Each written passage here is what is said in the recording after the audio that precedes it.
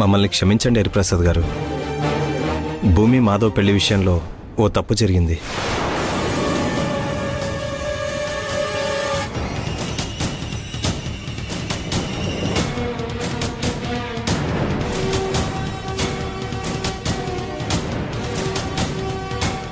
చిన్నప్పటి నుండి నేనేం చెప్పినా మాధవ్ వద్దనడు, నా మాట కాదనడు.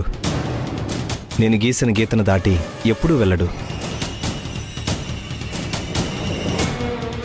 ఆ నమ్మకంతోనే ఈ పెళ్లి విషయంలో కూడా మాధవ్ని ఏమీ అడగకుండా మేమే నిర్ణయాలు తీసుకుని మీకు చెప్పేశాము.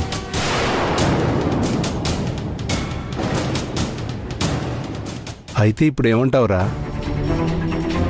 మన మాట కాదు అనడనే నమ్మకంతో ఆ రోజు మాధవ్ని మనమేమీ అడగలేదు. కనీసం ఇప్పుడైనా వాడి అభిప్రాయం ఏంటో కనుక్కుందాం అనుకుంటున్నాను.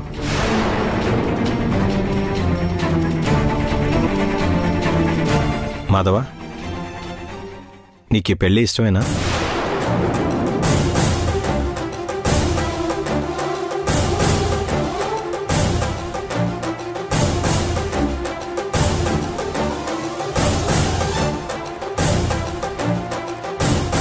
ఈ ప్రశ్నకి నాకు సమాధానం తెలుసు. ఖచ్చితంగా ఈ పెళ్లి నాకిష్టం లేదని చెప్తారు. ఇన్ని రోజులు నేను పెట్టుకున్న ఆశలు ఒక్కసారిగా ఆవిరవ్వబోతున్నాయి. ఇంతకాలం నా మనసులో ఉన్న ఊహలు ఇప్పుడు ఉసురుమని నేలకు రాలిపోబోతున్నాయి. అడిగేది నిన్నేరా, నీకు ఈ పెళ్లి ఇష్టమేనా?